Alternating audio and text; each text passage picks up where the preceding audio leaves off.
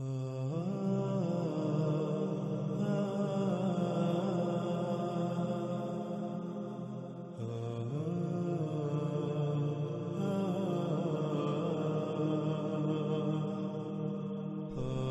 Screen پر آپ کو سورہ الاعراف کی آیت نمبر 123 نظر آ رہی ہے۔ اس آیت میں دیکھیں تو اس میں کیا ہے؟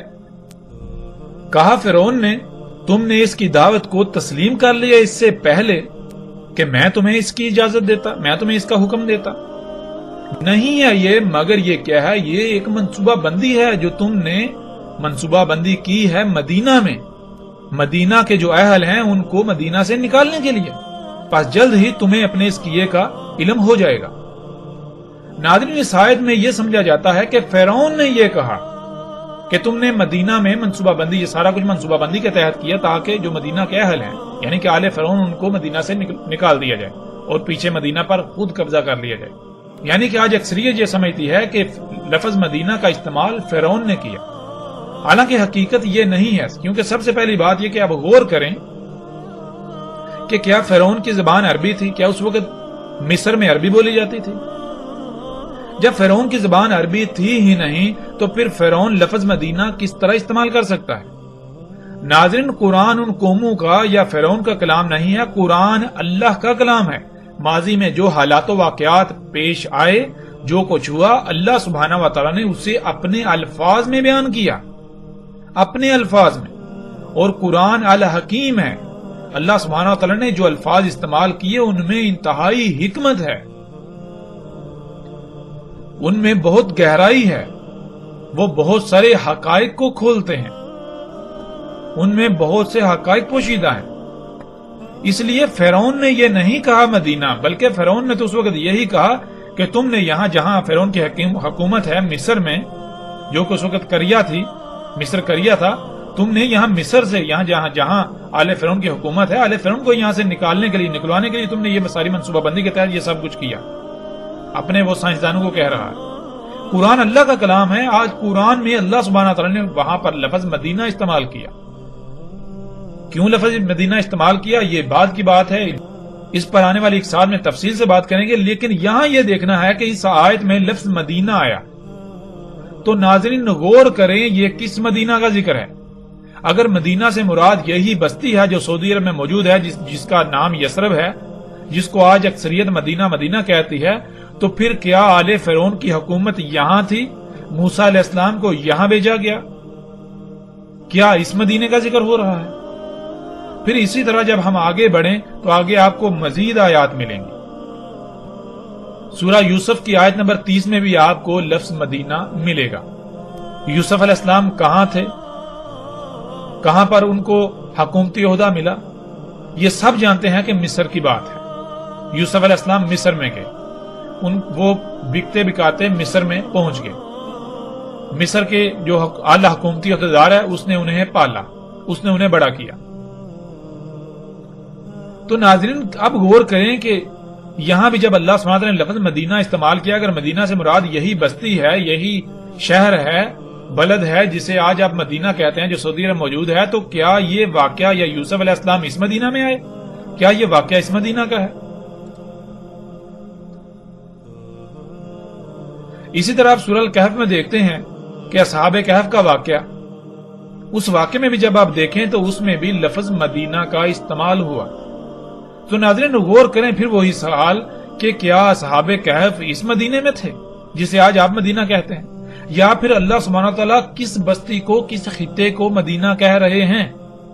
یعنی کہ اس وقت اسے مدینہ نہیں کہا جاتا تھا، یا فرعون کے وقت بھی مصر کو مدینہ نہیں کہا جاتا تھا، مصر ہی کہا جاتا تھا۔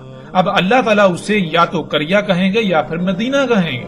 جب تک وہاں فرعون کی حکومت تھی تو تب تک یعنی فرعون جب تک وہاں کا رب تھا تو وہ مدینہ نہیں، وہ کریا ہے۔ پھر جب وہاں رب اللہ کو بنا لیا جاتا ہے، اللہ رب بن جاتا ہے، تو وہ مدینہ کہلائے گا۔ اس لیے اللہ سبحانہ تعالیٰ نے وہاں پر مدینہ لفظ استعمال کیا۔ جب مصر ظاہری طور پر تو ابھی فرعون کے ہاتھ میں تھا، لیکن حقیقت یہ تھی کہ اب فرعون کا انجام اس کے سر پر آ چکا ہے، مدینہ یعنی مصر جو ہے فرعون کے ہاتھوں سے نکل چکا ہے، اب مصر جو ہے وہ مدینہ بن چکا ہے اللہ کے قانون میں۔ بالکل اس طرح ناظرین غور کریں قرآن میں باقی جتنے بھی مقامات ہیں ان پر جو مدینہ کا ذکر آیا، ان میں جو مدینہ کا ذکر آیا، کیا وہ اس مدینہ کا ذکر ہے؟ جیسے سورہ الکہف میں دیکھیں موسیٰ علیہ السلام اور اللہ کے ایک جو عبد ہیں ان کا واقعہ ہے، تو اس میں کیا ہے، انہوں نے جو ایک دیوار جو ہے وہ سیدھی کی، تو انہوں نے کیا کہا، یہ دیوار کن 2 لڑکوں کی ہے جو یتیم ہیں؟ وہاں بھی لفظ مدینہ کا آیت میں آپ دیکھ سکتے ہیں۔ تو کیا وہ موسیٰ علیہ السلام اور اللہ کے عبد کیا وہ اس مدینہ میں آئے تھے جسے آج آپ مدینہ کہتے ہیں، جو سعودی عرب کی بستی ہے؟ اب غور کریں کہ کیا اس وقت کے لوگ اسے مدینہ کہتے ہوں گے؟ نہیں، بلکہ قرآن میں اللہ سبحانہ وتعالیٰ اسے مدینہ کہہ رہے ہیں۔ وہ بستی جو ہے وہ کسی اور نام سے جانی پہچانی جاتی تھی۔ جیسے مثال کے طور پر آج آپ مختلف نام استعمال کرتے ہیں، کابل، کراچی، لاہور، فلاں فلاں، اس طرح جو نام استعمال کرتے ہیں، کل کو جب مثال کے طور پر آپ تصور کریں کہ اگر دنیا، یعنی کہ اگر ساتھ نہ آنی ہو، دنیا آگے اور چلنی ہو، اور امت نے آنا ہو، اور قوم نے آنا ہو، یہ قوم جب ہلاک ہو، یہ امت جب ختم ہو، تو آگے آنے والی قوم کو جب اللہ تعالیٰ ہدایات دیں تو اللہ تعالیٰ کیا بتائیں گے؟ کیا اللہ تعالیٰ یہ کہیں گے کہ کابل میں ایسا ہوا تھا؟ کیا اللہ تعالیٰ یہ کہیں گے کہ کراچی میں ایسا ہوا تھا، لاہور میں ایسا ہوا تھا، دلی میں ایسا ہوا، ممبئی میں ایسا ہوا تھا؟ نہیں، بلکہ اللہ سبحانہ و تعالیٰ صرف 2 طرح کی تقسیم کریں گے، یا تو مدینہ کا لفظ استعمال کریں گے یا پھر کریا کا لفظ استعمال کریں گے۔ تو ناظرین غور کرتے جائیں، آپ دیکھیں قرآن میں کہ قرآن میں اللہ سبحانہ و تعالیٰ نے جہاں جہاں لفظ مدینہ کا استعمال کیا، اگر مدینہ سے مراد وہ بستی ہے جسے آج اکثریت کہتی ہے، تو پھر قرآن میں جس مقام پر لفظ مدینہ آیا تو وہاں بھی آپ کو وہی بستی لینا پڑے گا، اس کا مراد وہی بستی لینی پڑے گی جسے آج مدینہ کہا جاتا ہے اور لوگوں کے ذہنوں میں راسخ کر دیا گیا ہے۔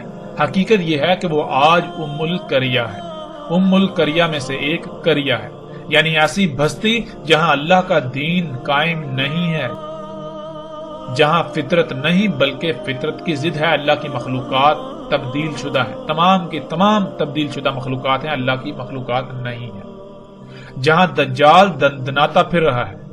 اور ظاہر ہے ناظرین غور کریں، جہاں فطرت ہوگی وہاں دجال کیسے آ سکتا ہے؟ یعنی دجال تو ہے ہی فطرت کی ضد، دجال تو ہیں ہی وہ اشیاء، یعنی کہ انسان ان مخلوقات کو، ان اشیاء کو اپنے لیے فائدہ مند سمجھتا ہے، اپنے لیے مسیحا سمجھتا ہے، جو اللہ کی خلق کردہ نہیں ہے، جو اللہ کے مقابلے پر انسان نے اللہ کے ساتھ شریک بنتے ہوئے اپنے لیے خلق کی، اور انہیں اپنے لیے فائدہ مند سمجھتا ہے، اپنے لیے آسائشیں سہولتیں مسیحا سمجھتا ہے، فائدہ مند سمجھتا ہے۔ لیکن کیا حقیقت یہی ہے؟ کیا وہ حقیقتاً فائدہ مند ہیں، یا یہ محض دجل ہے؟ یہ تمام کی تمام اشیاء، یہ تمام کی تمام مخلوقات دجال ہیں، دجال ہے۔ ظاہر ہے جو خطہ، جو بستی، جو علاقہ فطرت پر ہوگا تو وہاں دجال کیسے آ سکتا ہے؟ جب ہے ہی فطرت تو فطرت تو دجل نہیں ہے۔ فطرت تو جو ظاہر نظر آتی ہے اس کا دوسرا پہلو بھی ویسا ہے، یعنی کہ فطرت جو ہے وہ اس کے دونوں پہلو پرفیکٹ ہیں۔ اللہ سبحانہ وتعالیٰ نے اسے مکمل خلق کیا، بغیر کسی خامی کے، بغیر کسی سائیڈ افیکٹ کے، بغیر کسی کجی کوتاہی کے، وہ مکمل، وہ پرفیکٹ ہے، وہ دجل نہیں ہے، وہ دجال نہیں ہے۔ اور جہاں فطرت نہیں ہوگی دجال وہیں ہوگا۔ پھر روایات میں ہم جب دیکھیں تو ہمیں بہت ساری ایسی چیزیں ملیں گی، ایسی باتیں ملیں گی کہ جن میں ایسے ایسے الفاظ بھی آئی۔ مثال کے طور پر روایات میں یہاں تک آیا دجال ظاہر ہوگا پوری زمین پر سوائے مکہ اور مدینہ کے، یعنی کہ مکہ اور مدینہ میں دجال داخل نہیں ہوگا، وہاں ظاہر نہیں ہوگا، وہاں موجود نہیں ہوگا، باقی پوری زمین پر دجال ظاہر ہوگا۔ ظاہر ہونا کسے کہتے ہیں؟ وہ شے جو بالکل کھلم کھلا نظر آ رہی ہے، سامنے موجود ہے، پوری زمین پر دجال موجود ہوگا، نظر آ رہا ہوگا، لیکن پہچانے گا اسے مومن ہی صرف۔ اب ناظرین غور کریں، دجال اگر ایک شخص ہے، ایک انسان ہے، ایک بشر ہے، تو کیا وہ بیک وقت پوری زمین پر ظاہر ہو سکتا ہے، پوری زمین پر نظر آ سکتا ہے سوائے مکہ اور مدینہ کے؟ بہرحال مکہ کیا ہے اس کے اوپر بھی اگلی ایک ساتھ میں آئندہ بات ہوگی، جیسے ہی ہمارا مدینہ کا موضوع مکمل ہوگا تو ہم پھر مکہ کے اوپر بھی بات کریں گے۔ تو ناظرین واپس آتے ہیں اپنے موضوع کی طرف کہ دجال جو ہے مدینہ میں داخل نہیں ہوگا، اور آج لوگوں کے ذہنوں میں یہ راسخ کر دیا گیا کہ مدینہ سے مراد وہ بستی، وہ شہر ہے جو سعودی عرب میں موجود ہے، جس کا نام یثرب ہے۔ لیکن حقیقت کیا ہے؟ حقیقت یہ نہیں ہے۔ مسلم کی روایت جو آپ کو اس وقت اسکرین پر نظر آ رہی ہے اس میں دیکھیں، اس میں رسول اللہ صلی اللہ علیہ وآلہ وسلم نے مدینہ کیا ہے اس کی کس طرح سے نشاندہی کی، اس کی وضاحت کس طرح سے کر دی کہ مدینہ کسے کہتے ہیں، مدینہ ہوتا کیا ہے۔ کہا رسول اللہ صلی اللہ علیہ وآلہ وسلم نے کہ مجھے حکم ہوا ہے، مجھے امر ہوا ہے ہجرت کا ایسی قریہ کو جو کھا جائے گی تمام قریہ کو۔ کہا جاتا ہے اسے یثرب، اور حالانکہ یعنی در حقیقت وہ کیا ہے، وہ مدینہ ہے، یعنی کہ اس کا قدر میں اس کو مدینہ کر دیا گیا۔ مدینہ لوگوں کی ایسے چھانٹی کر دیتا ہے جیسے بھٹی لوہے کا خبز، گند زنگ وغیرہ چھانٹی کر کے اس سے دور کر دیتی ہے، لوہے سے زنگ کی گند کی نفی کر دیتی ہے۔ ناظرین، ہمیں اس روایت میں بالکل واضح رسول اللہ صلی اللہ علیہ وآلہ وسلم کے یہ الفاظ ملتے ہیں کہ جب رسول اللہ صلی اللہ علیہ وآلہ وسلم نے ہجرت نہیں کی تھی اور ہجرت کا حکم رسول اللہ صلی اللہ علیہ وآلہ وسلم کو مل گیا تھا، تو اس وقت رسول اللہ صلی اللہ علیہ وآلہ وسلم نے یثرب کو مدینہ نہیں کہا بلکہ یثرب کو ام القریہ کہا۔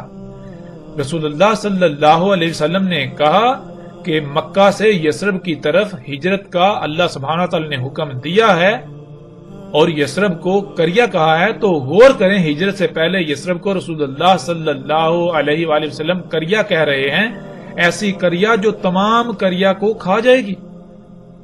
پھر رسول اللہ صلی اللہ علیہ وآلہ وسلم کہتے ہیں حالانکہ وہ مدینہ ہے، یعنی کہ رسول اللہ صلی اللہ علیہ وسلم کی ہجرت سے پہلے وہ قریہ تھی، جیسے ہی ان کو ہجرت کا حکم ہوا ہے تو اب اس کی قدر میں لکھا جا چکا، یعنی کہ اس میں کی یہ قسمت میں ہے کہ اب وہ مدینہ بن جائے گی، قریہ نہیں رہے گی، یعنی کہ ہجرت کا حکم ہو گیا ہے تو ظاہر ہے ہجرت کا حکم کہاں ہوگا؟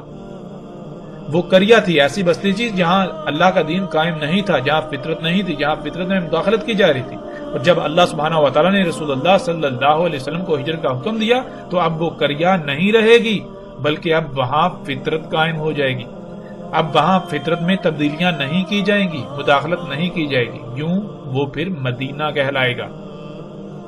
پھر وہ مدینہ کیا ہے؟ رسول اللہ صلی اللہ علیہ وسلم نے کہا تھا کہ وہ تمام قریہ کو کھا جائے گی، یعنی جب یثرب جو کہ ام القریہ ہے وہ قریہ سے مدینہ بن جائے گی، یہاں یعنی دین قائم ہو جائے گا، وہاں دین قائم ہو جائے گا تو وہ قریہ سے مدینہ بن جائے گا، پھر وہی مدینہ آس پاس کی تمام قریہ کو کھا جائے گا، یعنی قریہ کا وجود مٹا دے گا۔ مطلب یہ کہ یا تو وہاں اللہ کا دین قائم ہو جائے گا، وہاں کے رہنے والوں کو فطرت پر قائم ہونا پڑے گا، فطرت میں مداخلت سے باز آنا پڑے گا، یا پھر انہیں صفا ہستی سے مٹا دیا جائے گا۔ یہ تھا اس قریہ کا تمام قریہ کو کھانا۔ اور ناظرین حقیقت دیکھیں، کیا ایسا نہیں ہوا؟ ذرا غور تو کریں، کیا ایسا نہیں ہوا؟ لیکن اگر ہم مدینہ سے مراد یثرب کو لے لیں تو سوال یہ پیدا ہوتا ہے کہ پھر رسول اللہ صلی اللہ علیہ وآلہ وسلم نے ہجرت سے پہلے مدینہ کیوں نہیں کہا تھا؟ یعنی رسول اللہ صلی اللہ علیہ وسلم نے ہجرت سے پہلے اسے مدینہ نہیں بلکہ قریہ کہا، اور پھر اسے یثرب، یعنی یثرب اس کا نام موجود ہے، یثرب کے نام سے وہ اس وقت جانی پہچانی جاتی تھی، آج بھی اسے یثرب کہتے ہیں، آج بھی اسے یثرب کہا جاتا ہے، لیکن مدینہ کے نام سے مشہور کر دیا گیا، نام لقب اس کا آج بھی یثرب ہے اور دوسرا لقب اس کا مدینہ بن چکا ہوا ہے۔ تو ناظرین غور کریں، اگر یہی بستی مدینہ ہے، یہی بستی مدینہ تھی تو رسول اللہ صلی اللہ علیہ وآلہ وسلم نے ہجرت سے پہلے اسے قریہ کیوں کہا، اور ہجرت کے بعد ہی وہ مدینہ کیسے بنی؟ ذرا غور تو کریں، حقیقت ہر لحاظ سے آپ کے سامنے آ جائے گی۔ پھر ناظرین اگلی روایت میں دیکھیں، اس میں رسول اللہ صلی اللہ علیہ وآلہ وسلم کہتے ہیں، رسول اللہ صلی اللہ علیہ وآلہ وسلم نے کہا، آئے گا لوگوں پر ایسا زمانہ، دعوت دے گا آدمی اپنے سسر کے بیٹے، اپنے چچا تایا کے بیٹے کو کہ آؤ خوشحالی، مال و دولت، سہولتوں آسانیوں والے خطے کی طرف، آؤ مال و دولت، سہولتوں آسائشوں عیاشیوں کے خطے کی طرف، اور مدینہ یعنی جہاں اللہ کا دین قائم ہوگا، یعنی جو خطہ جو بستی فطرت پر ہوگا، خیر ہوگا وہ خطہ ان کے لیے، مگر اگر وہ تھے غور و فکر کرتے، اگر وہ اس کا علم رکھتے، اور اس ذات کی قسم جس کے قبضہ قدرت میں میرا نفس ہے، نہیں نکلتا ان میں سے کوئی ایک بھی بھوک، افلاس، سختیوں وغیرہ کی وجہ سے مدینہ سے، مگر اللہ اس کی جگہ کسی اور کو بھیج دیتا ہے مدینہ میں جو خیر ہوتا ہے۔ جان لو مدینہ یعنی جہاں اللہ کا دین قائم ہوتا ہے، یعنی وہ خطہ جو فطرت پر ہوتا ہے، وہ ایسے ہے جیسے بٹی، لوہے کی بٹی جو نکال دیتی ہے خبز کو، یعنی کہ جیسے لوہے کی بٹی ہوتی ہے، جب لوہا بٹی میں ڈالا جاتا ہے تو بٹی لوہے کو پگھلا کر اس کے اندر جتنا بھی زنگ اور خبز ہوتا ہے وہ نکال کر لوہے کو خالص بنا دیتی ہے، بالکل اسی طرح مدینے کی مثال ہے۔ مدینہ ایسی جگہ ہوتی ہے، ایسا خطہ ہوتا ہے کہ جو اس کی سختیاں جو ہیں وہ اپنے اندر سے رائی برابر بھی جس کے اندر نفاق ہوتا ہے اسے نکال دیتی ہیں۔ مدینے کے اندر صرف خالص مومن ہی رہ سکتے ہیں۔ مدینہ اپنے اندر سے تمام کا تمام خبث گند نکال دیتا ہے، نفاق شرک نکال دیتا ہے، کفر نکال دیتا ہے۔ وہ مشرک ہوتے ہیں، جو منافق ہوتے ہیں، وہ مدینہ میں رہ سکتے ہی نہیں، وہ ان ساتھیوں کا سامنا کر ہی نہیں سکتے۔ پھر رسول اللہ صلی اللہ علیہ وآلہ وسلم نے کہا نہیں قائم ہوگی ساتھ یہاں تک کہ نکال دے گا مدینہ، یعنی جہاں اللہ کا دین قائم ہو، یعنی وہ خطہ جو فطرت پر ہے، وہاں کی سختیاں نکال دیں گی وہاں کے شر والوں کو، جیسے خباثت نکالنے والی بٹی نکال دیتی ہے لوہے کی خباثت، یعنی جیسے بٹی لوہے کو پگھلا کر خالص بنا دیتی ہے، اس میں سے جتنا بھی گند ہوتا ہے وہ نکال دیتی ہے، بالکل اسی طرح جہاں فطرت ہوتی ہے، جو خطہ فطرت پر ہوتا ہے، جہاں دین قائم ہوتا ہے، وہاں ایسی سختیاں، آزمائشیں، بھوک، افلاس وغیرہ آتی ہے کہ وہاں صرف اور صرف مومن ہی یعنی فطرت پر انحصار کرنے والے ہی ٹھہر سکتے ہیں۔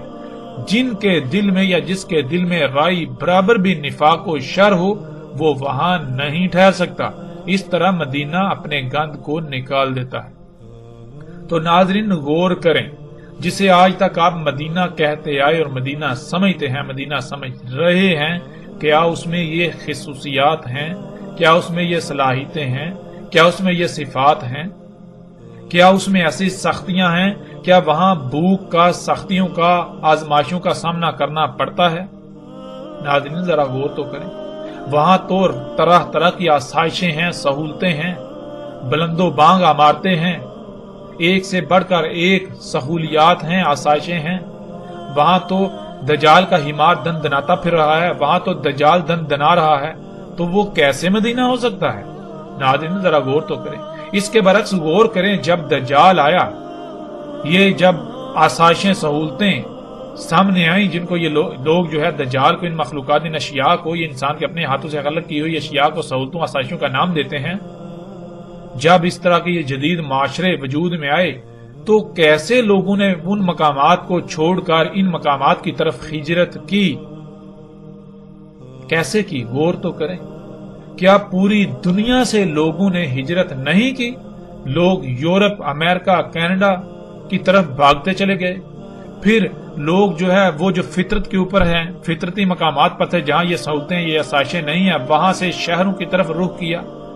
دنیا میں لوگوں کی ایک بڑی تعداد جو ہے وہ گاؤں میں رہنے کے بجائے شہروں میں رہنے کو ترجیح دیتی ہے۔ کیوں؟ کیونکہ شہروں میں سہولتیں ہیں، آسائشیں ہیں، آسانیاں ہیں، طرح طرح کی موجیں ہیں، عیاشیاں ہیں۔ تو ناظرین غور کریں، آپ اپنی آنکھوں سے یہ سب کچھ ہوتا ہوا نہیں دیکھ رہے، نہیں دیکھا آپ نے؟ ذرا غور تو کریں۔ پھر اسی طرح ناظرین آگے بڑھتے ہیں اور غور کرتے ہیں، مزید روایت ہے، آپ سکرین پر روایت کو دیکھ رہے ہیں۔ رسول اللہ صلی اللہ علیہ وآلہ وسلم نے کہا شام فتح ہوگا، پس نکل جائیں گے مدینہ سے برے لوگ، بری قوم اپنے اہل و عیال کے ساتھ سواریوں کو چلاتے ہوئے۔ پھر یمن فتح ہوگا، پس نکل جائے گی قوم یعنی مدینہ کے برے لوگ مدینہ سے اپنے اہل و عیال کے ساتھ سواریوں کو چلاتے ہوئے۔ پھر عراق فتح ہوگا، پس نکل جائیں گے برے لوگ، بری قوم مدینے سے اپنے اہل و عیال کے ساتھ سواریوں کو چلاتے ہوئے، اور مدینہ خیر تھا ان کے لیے اگر وہ غور و فکر کرتے تو انہیں اس بات کا علم ہوتا۔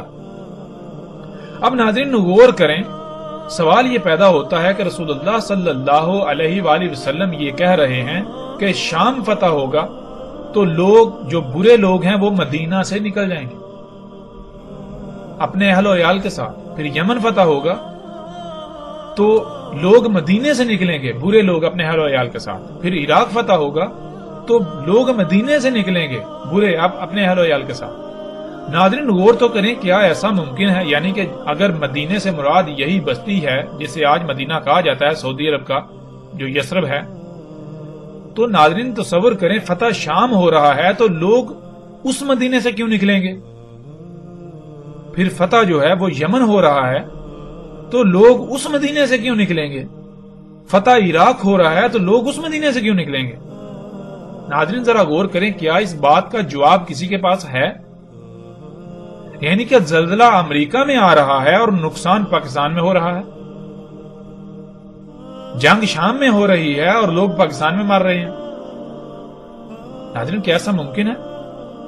زلزلہ آسٹریلیا میں آئے، دنیا کے ایک کونے میں آئے، اور زلزلے سے نقصان کہاں ہو رہا ہے؟ جی پاکستان میں ہو رہا ہے۔ کیا ایسا ممکن ہے؟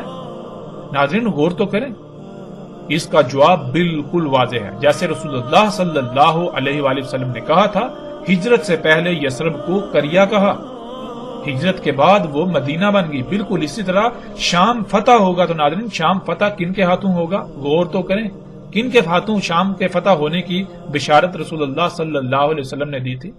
رسول اللہ صلی اللہ علیہ وسلم نے تو مومنوں کو کہا تھا کہ تم جو ہے وہ شام پر چڑھائی کرو گے تو اسے فتح کر دو گے، یعنی کہ شام فتح سے پہلے، مومنوں کے ہاتھ آنے سے پہلے کریا ہوگی۔ شام پہلے کریا تھا، رسول اللہ صلی اللہ علیہ وآلہ وسلم کی موجودگی میں شام کریا تھا، یمن کریا تھا، عراق کریا تھا۔ تو جب مومن اسے فتح کریں گے تو وہاں فطرت قائم ہوگی، یعنی وہ پھر کریا نہیں رہے گا، شام مدینہ بن جائے گا۔ جب شام مدینہ بنے گا تو مدینے میں یعنی پہ فطرت کے اوپر قائم ہونا آسان تو نہیں ہے۔ جو لوگ خواہشات کی اتباع کرتے ہیں پھر ان کی خواہشات کیسے پوری ہوں گی؟ وہ کیسے سختیوں کا سامنا کرنا پڑیں گے؟ ظاہر ہے پھر تو وہ ان علاقوں کی طرف ہجرت کریں گے جہاں ان کی خواہشات پوری ہوں، جہاں وہ ان کو آسائشیں مل سکیں، ان کو سہولتیں مل سکیں، جہاں وہ اپنی خواہشات کے مطابق زندگی گزار سکیں۔ اسی طرح یمن فتح ہونے سے پہلے کریا ہے، ایک خطہ ہے جسے لوگ یمن کے نام سے جانتے ہیں، اس کا لقب، اس کا نام یمن ہے، لیکن اس کا اسم کریا ہے۔ جب مومنوں کے ہاتھ میں آئے گا تو وہاں فطرت قائم ہو جائے گی، یعنی فطرت میں چھیڑ چھاڑ روک دی جائے گی، تو وہ مدینہ کہلائے گا، مدینہ بن جائے گا۔ جب یمن مدینہ بنے گا تو ظاہر ہے پھر مدینے میں برے لوگ کیسے رہ سکتے ہیں؟ جن کے اندر رائے برابر بھی نفاق ہو وہ کیسے رہ سکتے ہیں مدینے میں؟ اس طرح ناظرین جب فتح عراق ہوگا تو عراق فتح ہونے سے پہلے کریا ہے۔ جیسے مثال کے طور پر ایک شخص ہے تو اس کا نام لکشمن ہو، اس کا نام لکشمن ہو، اس کا لقب لکشمن ہو، وہ ایمان لانے سے پہلے مشرک ہے، مشرک کہلائے گا، لیکن جب وہ ایمان لے آئے گا تو پھر وہ مومن کہلائے گا۔ بالکل اسی طرح ایک بستی، ایک خطہ جب وہ فطرت پر نہیں ہے، وہاں پر اللہ کی مخلوقات میں یعنی فطرت میں تبدیلیاں کی جا رہی ہیں تو وہ کریا کہلائے گی، اس کا اسم کریا ہے۔ جب وہاں دین قائم ہوگا، وہ فطرت پر ہوگی، وہ فطرت پر خطہ ہوگا تو اسے مدینہ کہا جائے گا۔ اور فطرت پر قائم ہونا کیا آسان ہے؟ ناظرین غور کریں، آج اگر کوئی خطہ فطرت پر قائم ہے، قائم ہو تو وہاں آپ جا کر زندگی گزار سکتے ہیں؟ ذرا غور تو کریں، آپ کو وہاں کیسے زندگی گزارنا پڑے گی؟ ناظرین ذرا غور تو کریں، کیا ان سختیوں کا سامنا آپ کر پائیں گے؟ ظاہر ہے ان سختیوں کا سامنا صرف اور صرف وہی لوگ کر پائیں گے جو خالص اللہ کے غلام ہوں گے۔ ان کو علم ہے کہ ہم نے اللہ کے ساتھ ایک رائی برابر بھی شرک نہیں کرنا۔ شرک کیا ہے؟ یعنی کہ اللہ ہمارا رب ہے، اس نے ہمیں خلق کیا، ہماری ضروریات اسی نے جیسی ضروریات خلق کی ہم ویسے ہی استعمال کریں گے، ویسی ضروریات سے اپنی زندگی گزاریں گے۔ اب ہم اس کے ساتھ شرک نہیں کریں گے، یعنی کہ کسی اور کی ضروریات کو استعمال نہیں کریں گے، اس کے مقام پر کسی اور کو نہیں لائیں گے۔ تو ناظرین غور کریں، حقیقت ہر لحاظ سے بالکل آپ کے سامنے ہے۔ اس روایت کو جب آپ پڑھیں، اپنے سامنے رکھیں تو کئی سوالات پیدا ہوتے ہیں، جن میں سب سے پہلا سوال یہ ہے کہ فتح شام ہو رہا ہے اور لوگ مدینے سے نکل رہے ہیں جو کہ برے لوگ ہیں۔ پھر فتح یمن ہو رہا ہے تو مدینے سے برے لوگ نکل رہے ہیں۔ پھر فتح عراق ہو رہا ہے تو مدینے سے برے نکل رہے ہیں۔ ایسا کیسے ہو سکتا ہے؟ یعنی اگر مدینہ سے مراد حجاز، جسے آج سعودی عرب کہا جاتا ہے، اس کی بستی یثرب ہے جسے آج مدینہ کہا جاتا ہے، تو پھر یہ بات عقل میں نہیں آ سکتی اور نہیں آئے گی۔ بالکل ایسے ہی بات کہ آپ کہیں کہ بھوک مجھے لگی ہے اور کھانا میرے ہمسائے نے کھایا، زلزلہ مشرق میں آیا اور اس زلزلے کی وجہ سے نقصان مغرب میں ہوا، متاثر مغرب کے لوگ ہوئے، یہ کیسے ممکن ہے؟ حالانکہ رسول اللہ صلی اللہ علیہ وآلہ وسلم نے بہت ہی لاجواب خبر دی تھی جو آج ہم اپنی آنکھوں سے دیکھ رہے ہیں۔ ناظرین، مدینہ کیا ہے؟ رسول اللہ صلی اللہ علیہ وآلہ وسلم نے خود اس کی کھول کھول کر وضاحت کر دی۔ اس کے علاوہ قرآن میں اللہ سبحانہ و تعالیٰ نے بھی مدینہ کی کھول کھول کر ہر لحاظ سے وضاحت کر دی۔ اب حقائق اتنے کھل جانے کے باوجود بھی اگر لوگ اپنی ضد پر قائم رہیں گے، اگر سب کچھ کھل کر سامنے آ جانے کے باوجود بھی وہ اپنی آنکھیں بند کریں گے، وہ اندھے بنے رہیں گے، تو پھر ایسا کرنے والے جان لیں کہ وہ نقصان صرف اور صرف اپنا ہی کریں گے۔ ان قریب انہیں اس کا علم ہو جائے گا، وہ اپنی آنکھوں سے حقیقت کو دیکھ لیں گے۔ وہ وقت بالکل سر پر آ چکا ہے کہ حقیقت ہر لحاظ سے سامنے لے آئی جائے گی۔ وہ وقت جب آنکھیں پھٹی کی پھٹی رہ جائیں گی۔ فیصلہ آپ کے اختیار میں ہے کہ آیا آپ اپنی آنکھوں کو بند کر کے بندر کی طرح ان مولیوں کے پیچھے چلتے ہیں، یا پھر آپ غور و فکر کرتے ہیں۔ اللہ سبحانہ و تعالیٰ نے قرآن میں بار بار غور و فکر کا کہا، بار بار غور و فکر کا کہا۔ جو غور و فکر نہیں کرتے، اللہ سبحانہ و تعالیٰ نے انہیں قرادہ بندر قرار دیا۔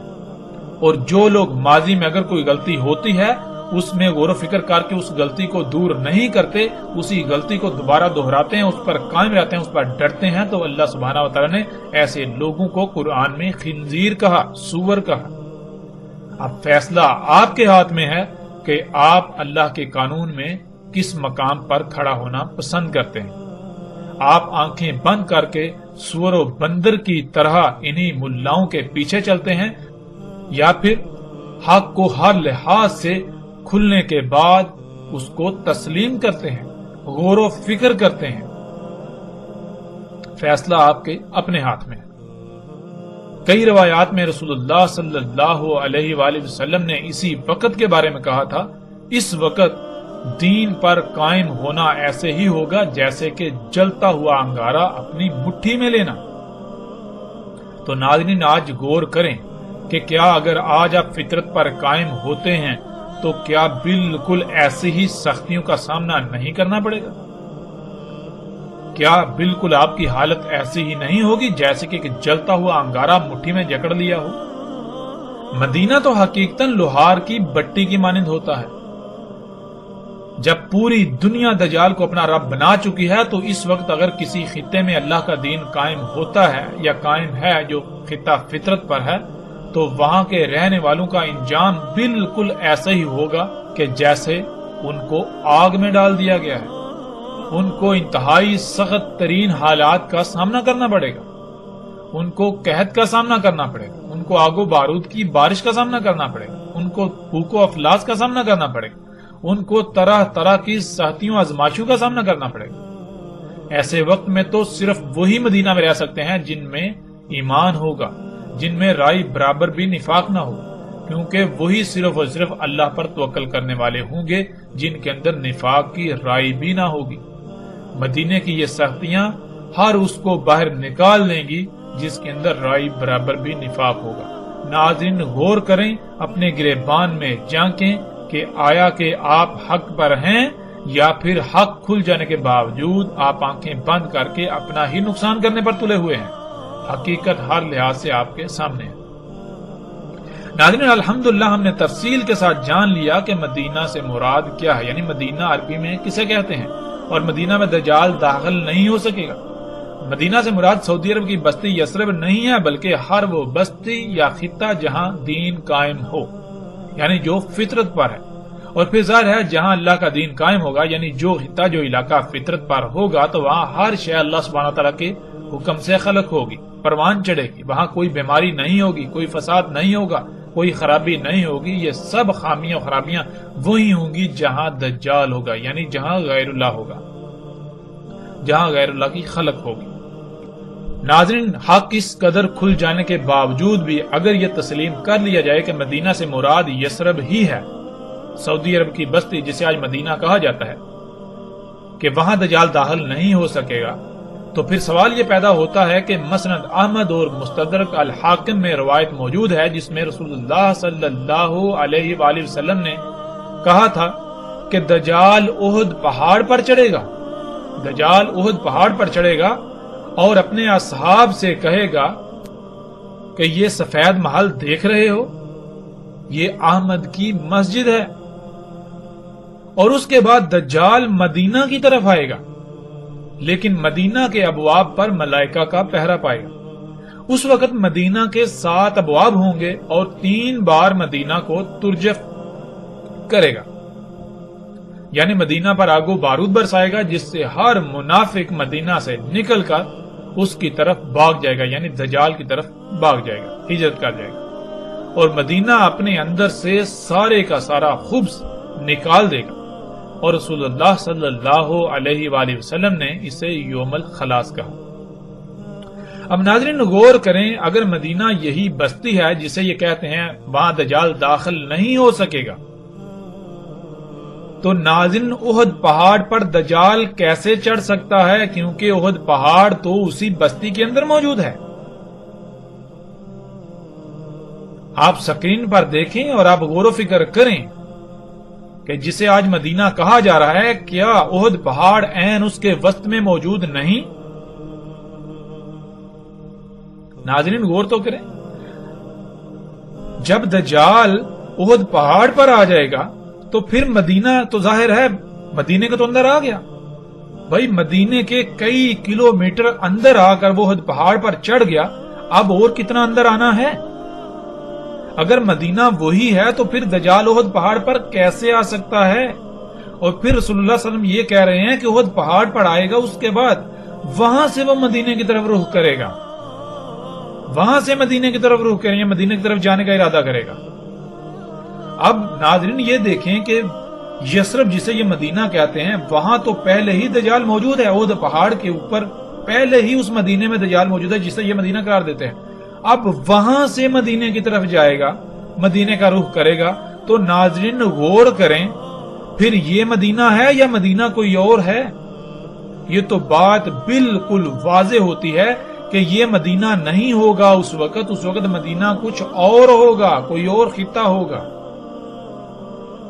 اور مدینہ کے 7 ابواب ہوں گے اس وقت، ان پر ملائکہ کا پہرا ہوگا۔ ناظرین ابواب باب کی جمع ہے، باب کا ترجمہ دروازہ کیا جاتا ہے، دروازے کو باب نہیں کہتے۔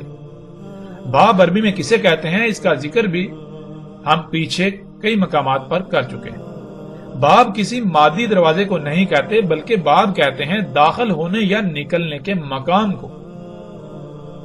قرآن میں اللہ سبحانہ وتعالی نے کئی مقامات پر لفظ اولی الالباب کہا، جو باب کو اپنا ولی بناتے ہیں، اپنے مشن میں اپنا معاونکار بناتے ہیں، ان کے لیے ہدایت ہے، وہ حق کو سمجھ سکتے ہیں۔ تو کیا ناظرین لوگوں کے دماغوں میں سر میں دروازے ہوتے ہیں؟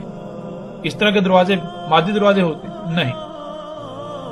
جیسے اگر کسی کے ذہن میں کوئی بات ڈالنی چاہیں اور وہ انسان اس بات کو تسلیم نہ کر رہا ہو، یعنی اسے اپنے دماغ میں داخل نہ ہونے دے رہا ہو، تو اس کی کسی کمزوری کو سامنے رکھ کر اس کمزوری کا فائدہ اٹھاتے ہوئے یا کسی دلیل کی بنیاد پر اس بات کو اس انسان کے دماغ میں داخل کر دی جائے، داخل کرنا، تو وہ کمزوری یا وہ دلیل باب کہلائے گی۔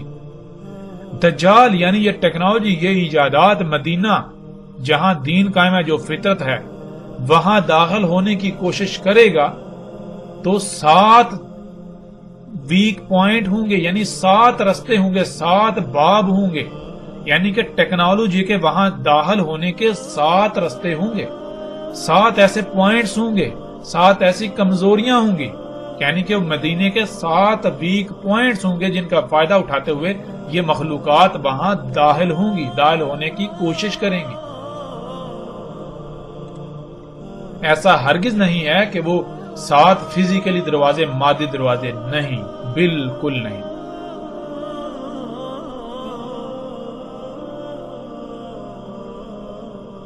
جو بھی خطہ، جو بستی ایسی ہوگی جو فطرت پر ہوگی، وہاں یہ ٹیکنالوجی، یہ ایجادات داخل ہونے کے لیے 7 ویک پوائنٹس ہوں گے جن کے ذریعے سے داخل ہونے کی کوشش کریں گی، لیکن اللہ سبحانہ و تعالی مدینہ کی اپنے ملائکہ کے ذریعے حفاظت کریں گے۔ یعنی کہ اس ٹیکنالوجی کی ایجادات کو وہاں داخل نہیں ہونے دیں گے. اگر داخل ہوگی بھی تو صرف اسی حد تک کہ وہ جو 7 ویک پوائنٹس ہیں ان کی حد تک انتہائی تھوڑی، جو کہ بعض روایات میں یہ بات ملتی ہے کہ دجال جو ہے وہ مدینہ میں داخل ہونے کی کوشش کرے گا تو اس کی یعنی کہ کچھ چیزیں دجال کی جو ہے وہ داخل ہو پائیں گی. کچھ چیزیں جن میں کھادوں کا ذکر ہے، جن میں جنیاتی بیجوں کا یا اس طرح کی کچھ چیزوں کا ذکر ہے کہ یہ چیزیں مدینہ کی حدود میں داخل ہو پائیں گی. اب ناظرین سوال تو یہ پیدا ہوتا ہے کہ اگر مدینہ یہی ہے جس کا نام یثرب ہے تو پھر دجال احد پہاڑ پر کیسے چڑھ گیا؟ حالانکہ احد پہاڑ تو یثرب کے اندر موجود ہے. حجاز کی بستی جس کا نام یثرب ہے اور مدینہ کے نام سے مشہور ہے، اس کا رقبہ 227.4 مربع میل ہے. احد پہاڑ یثرب کے عین وسط میں موجود ہے. احد پہاڑ مسجد نبوی سے صرف 3.52 کلومیٹر کی دوری پر ہے. اس کے برعکس مسجد قباء جو کہ یثرب میں ہی موجود ہے وہ احد پہاڑ سے بھی آگے مسجد نبوی سے 11.4 کلومیٹر کی دوری پر واقع ہے. یعنی احد پہاڑ تو یثرب کے درمیان واقع ہے، یثرب کے وسط میں موجود ہے. اگر مدینہ سے مراد یہی مدینہ ہے جو یثرب ہے جسے آج ہر کوئی مدینہ کہنے پر بضد ہے، تو پھر دجال مدینہ کے کئی کلومیٹر اندر احد پہاڑ پر کیسے چڑھ آئے گا، کیسے چڑھ سکتا ہے؟ جو کہ آج آپ اپنی آنکھوں سے دیکھیں گے کہ دجال احد پہاڑ پر چڑھ چکا. یہ انتہائی غیر معمولی سوال ہے جس کا جواب کوئی بھی ایسی شخصیت نہیں دے سکتی، کوئی بھی ایسا شخص نہیں دے سکتا جو یثرب کو مدینہ کہنے پر بضد ہے.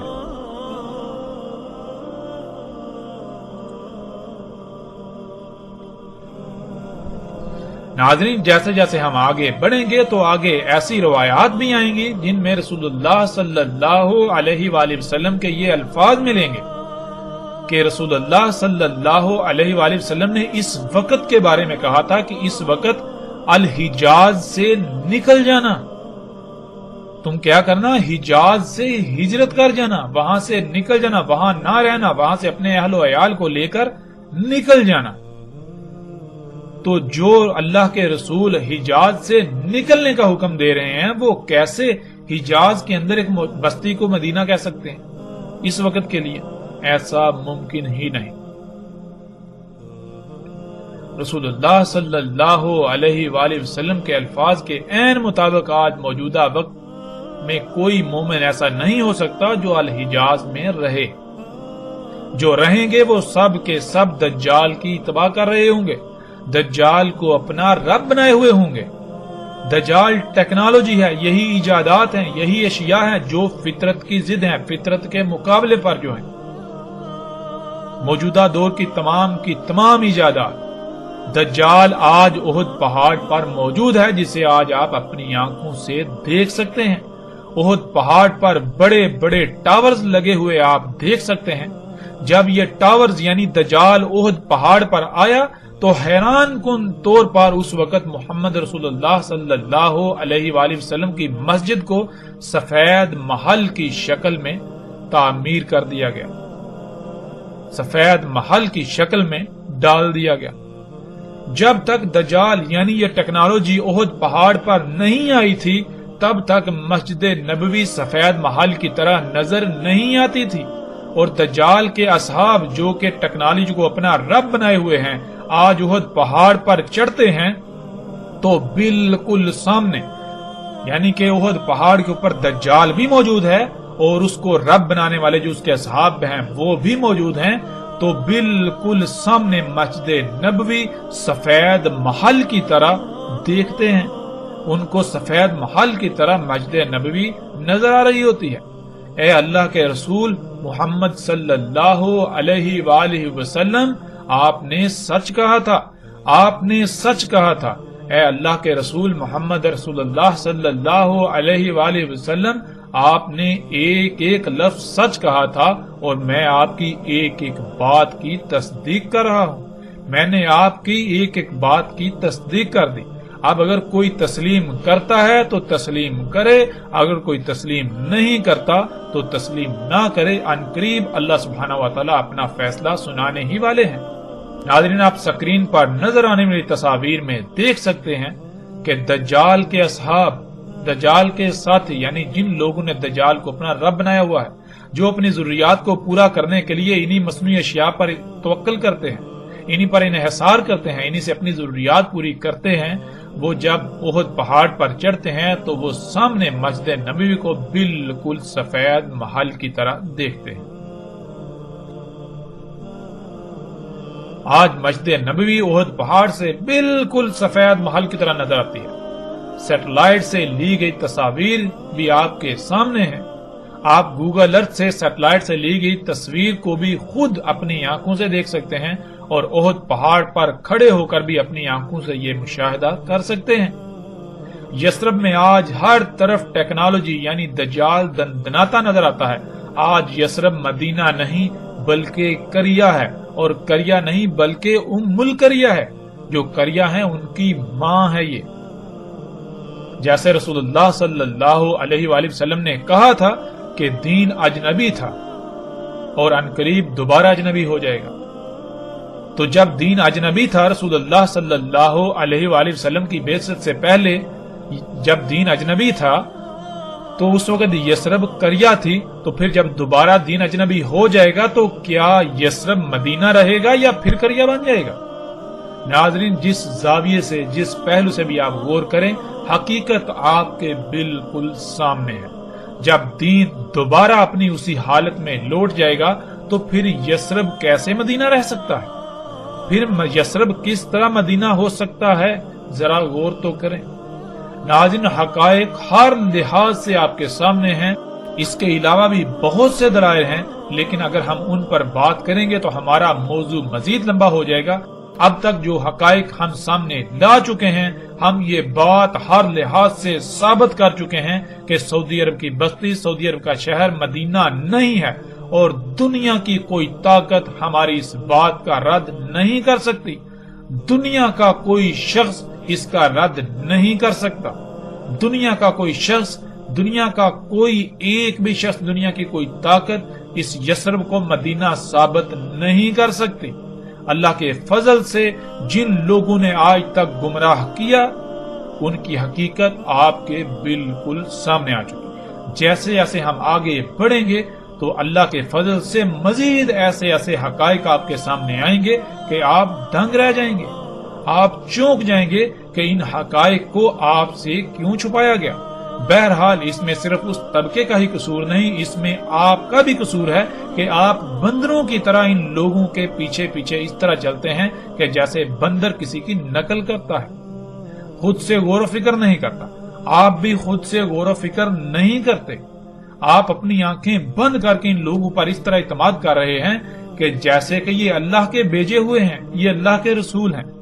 جب یہ اللہ کے رسول نہیں ہیں تو آپ کیوں ان لوگوں پر اعتماد کر رہے ہیں آنکھیں بند کر؟ آپ خود سے غور و فکر کیوں نہیں کرتے؟ قرآن میں اللہ سبحانہ وتعالی نے بار بار بار بار اس کے اوپر زور دیا کہ غور و فکر کرو، غور و فکر کرو، غور و فکر کرو، اندھوں کی طرح اپنے آباء و اجداد کے پیچھے نہ چلو، ان لوگوں کے پیچھے نہ چلو۔ تو ناظرین، پھر قصور کس کا؟ قصور اس طبقے سے بڑھ کر تو پھر آپ کا اپنا بن جاتا ہے۔ ذرا غور تو کریں۔